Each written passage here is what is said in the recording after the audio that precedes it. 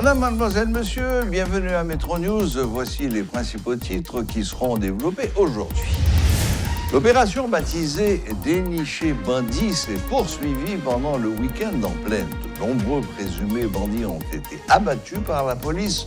En représailles, les gangs de Torcelles et de Pernier ont pillé et incendié plusieurs maisons.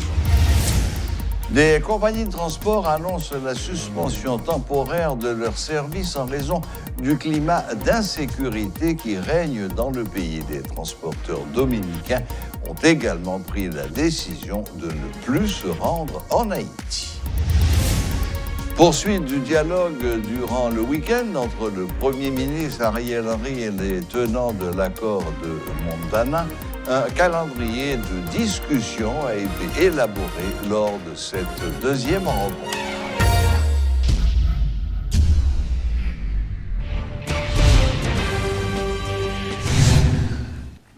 La zone de Pernier a connu une situation de tension dimanche soir. Des individus armés ont encerclé la zone et pillé des maisons.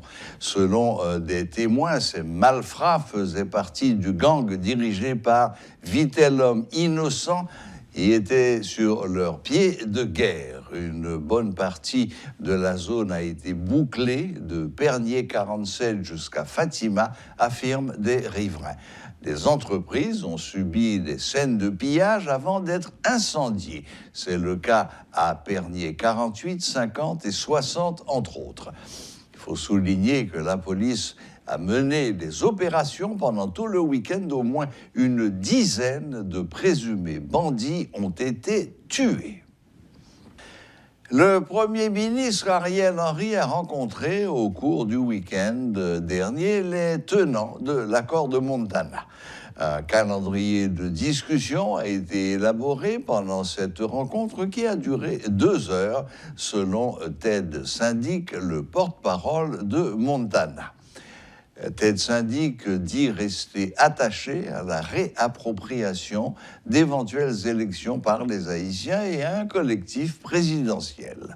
Le porte-parole de l'accord de Montana s'interroge sur le mandat du comité de médiation actif actuellement. Jacques Ted Syndic dit ne pas être opposé à une médiation, mais estime que les médiateurs devraient être choisis pour leur impartialité. Certaines compagnies de transport annoncent la suspension de leurs services en Haïti à cause du climat d'insécurité et notamment du phénomène du kidnapping des passagers. Même position de la part des transporteurs dominicains qui font part de leur décision de ne plus venir en Haïti. Pour Port-au-Prince, Santo Domingo, Caribé Tour suspend ses services. Pour Port-au-Prince, Jérémie, la compagnie Dieu qui décide suspend ses activités à cause de l'entrée sud de la capitale qui devient infréquentable depuis 1 an. Les compagnies d'autobus de transport du nord d'Haïti réduisent considérablement la fréquence de leurs voyages vers la capitale haïtienne. Des citoyens issus de différents secteurs de la société civile ont réalisé ce lundi une marche pacifique autour du thème « Autant pour Haïti ». Ces citoyens voulaient demander aux autorités étatiques, notamment au PM Ariel Henry, d'assumer ses responsabilités face à l'insécurité que connaît actuellement le pays. Ce mouvement s'est déroulé sans incident majeur et sous l'œil vigilant des agents de la PNH. Suivez ce reportage de Rudolph Pierre-Louis. Ils étaient 5 en tout, 2 tambourineurs et 3 femmes portant des vêtements typiques du vaudou haïtien à marcher du Champ de Mars jusqu'à la résidence officielle du Premier ministre Ariel Henry à Meusseau.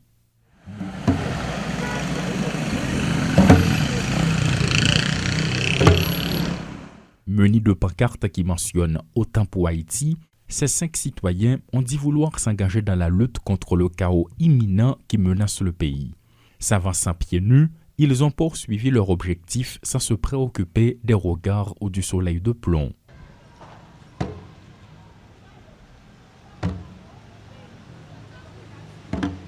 Sous la haute surveillance d'agents de la PNH, ce mouvement a attiré l'attention des passants. Sur le chemin, l'activité est normale, aucune trace de panique chez les petits commerçants, tout se déroule sans aucune contrainte.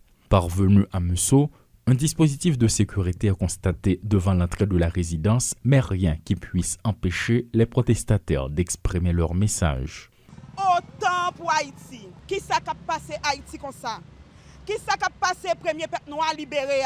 Qui ça qui a passé pays Jean-Jacques Dessalines à Toussaint Louverture, mettez à tout l'autre héros nous yo, qui te lité juste pour te cap nous la vie. Qui ça qui a passé dans le pays comme ça? Jodi a li le temps pour nous comprendre nous dans même bateau. Li le temps pour nous comprendre c'est nous même qui plongé. Li le temps pour nous comprendre c'est nous tous qui pour camper pour nous dire autant pour Haïti. C'est une activité symbolique qui s'est déroulée sans incident majeur depuis le Champ de Mars jusqu'au niveau du carrefour Meusseau.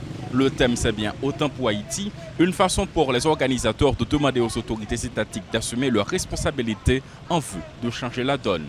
Elle est située à Saint et Rodolphe Pierre-Louis pour Télémétropole. Le directeur général de l'Office d'identification nationale, Rénal Guerrier, annonce un audit sur la production et la livraison des cartes dermalogues. S'il reconnaît que les recommandations de la Cour des comptes n'ont pas été respectées lors de la passation du marché, le responsable estime que la carte est de qualité. Par ailleurs, M. Guerrier révèle que plus de 5 millions d'Haïtiens disposent désormais de leur carte d'identification nationale. Dermalog fait partie de 10 compagnies à travers le monde et Dermalog particulièrement, c'est une des plus grosses compagnies spécialistes dans l'identification biométrique. Dermalog présent dans presque 100 pays. Donc, je ne sais pas quoi c'est en Haïti. Dermalog a risqué réputation. Et maintenant, il y a eu des objections de la Cour supérieure des comptes dans l'attribution du contrat. Et que c'est une firme unique, etc. Donc, il y a des objections que la Cour supérieure des comptes a fait et la CNMP exactement a fait des recommandations que n'ont pas respectées. Point barre. C'est ça. Objection. Et tout ça, c'est dans un document. Et pas un souci de transparence. C'est un contrat qui a été établi pour 27 millions de dollars avec l'État haïtien. OK? Donc, pour moi, information, voilà ce qu'il en est. Maintenant, est-ce qu'il y a eu beaucoup de rumeurs? Est-ce qu'on a amplifié tout ça?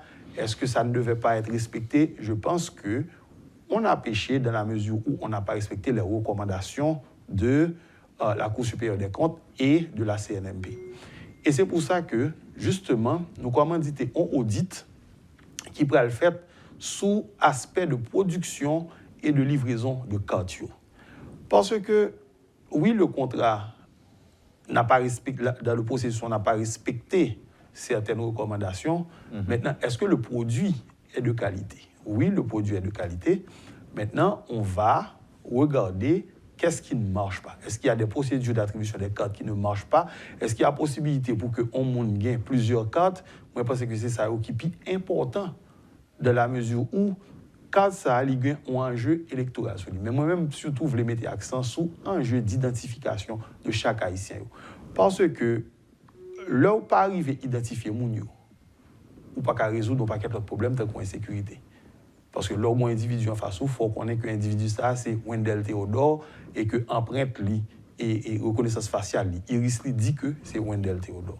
Donc, il y a beaucoup plus d'enjeux, beaucoup plus global que seulement enjeu électoral. Je dis bien seulement, parce que enjeu électoral, malheureusement, c'est eux-mêmes qui toujours, et point focal, c'est toujours focus tout haïtien, lui a parlé de carte d'identification nationale, malheureusement. D'ailleurs, c'est pour ça que nous lançons l'audit là, pour dire OK, est-ce que les craintes que vous avez gagnées, est-ce que tout le qui est fait autour de carte là, est-ce que vous fondez, est-ce qu'il y a possibilité de fraude, est-ce qu'il y a possibilité d'avoir, on dit risque d'avoir plusieurs identités, etc. C'est ça que l'audit là dit, si nous avons fait carte en confiance ou pas. Maintenant, jeudi, en 2022, 16 mai, combien de monde qui a enregistré en Haïti? Si vous faisiez effort de mémoire, nous avons exactement 5 millions 15 690 cartes. Ça, c'était le chiffre au 11 mai 2022. Le collectif des avocats pour la défense des droits de l'homme, CADO, met en garde le Premier ministre contre le caractère institutionnel et illégal de la nomination des juges à la Cour de cassation. En conférence de presse ce lundi, l'un de ses responsables, maître Arnel Rémy, a demandé au CSPJ de ne pas coopérer avec le chef du gouvernement sur ce dossier. Par ailleurs, le collectif se plaint du dysfonctionnement de l'appareil judiciaire dû à la grève des greffiers qui dure depuis 6 semaines. Constitution pays, il dit que c'est le président de la République qui nomme juge à la Cour de cassation. Les juges à la Cour de cassation sont inamovibles, ça veut dire ou pas qu'à mettre fin à mandat, et ils sont nommés par le président de la République. Maintenant, qui ça veut dire le Ariel Henry comme Premier ministre besoin de nommer juge à la Cour de cassation? Dans la Constitution, pas un côté qui prévoit, pas un côté, pas une provision légale qui baille Ariel Henry possibilité pour nommer juge à la Cour de cassation. Je le dis, je le maintiens, Ariel Henry n'a aucune provision légale pour nommer des juges à la Cour de cassation. Si nous allons dans l'article 75 ans, samedi, là, le chita sous base article 175 Constitution. Il dit, l'heure a voué liste par CSPJ, l'heure a voué liste par l'autre monde. Il dit, nous-mêmes, comme avocats, nous dit que c'est une démarche qui est inconstitutionnelle parce que ce n'est pas cadré à ce que la loi dit. Maintenant, CSPJ, qui lui-même, son organe de discipline qui est là pour conseil à l'exécutif là pour connaître si oui ou non tel juge a telle moralité pour nommer, n'a même dit CSPJ pour ne pas entrer dans la logique ça, pour ne pas entrer dans la démarche ça. Parce que si la rentrée dans la démarche ça, c'est l'ouverture d'une nouvelle crise, c'est créer ou pas créer une nouvelle crise parce que, écoutez, Ariel Henry n'a pas d'autre solution que de trouver une solution, une stabilité, une solution politique. Et pourquoi ça me dit solution politique, c'est parce que Ariel Henry, il est là, lui-même comme Premier ministre de facto, il est là pour entrer, pour faire en sorte que les joignent un consensus largement large pour permettre une stabilité politique. Maintenant, après stabilité politique, on a une stabilité juridique. Parce que Ariel Henry n'a pas fait rien pour compter là, et sinon que faire en sorte que une stabilité politique. L'homme dit stabilité politique, nous-mêmes qui sommes acteurs dans le Montana, nous avons encouragé Ariel Henry rentrer dans le consensus politique là. Maintenant, lorsqu'il entre dans le consensus politique avec un gouvernement de transition, lorsqu'il y a un gouvernement de transition qui prend un mandat bien sûr, prend une certaine stabilité politique, maintenant à partir de stabilité politique, au cas d'une stabilité juridique, côté que vous pouvez nommer juge à la Cour de cassation.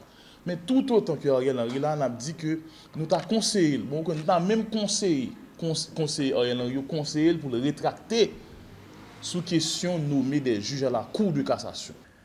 Lancement des travaux d'élaboration du projet de budget 2022-2023. Le gouvernement entend débuter le nouvel exercice fiscal avec un nouveau budget et non un budget reconduit.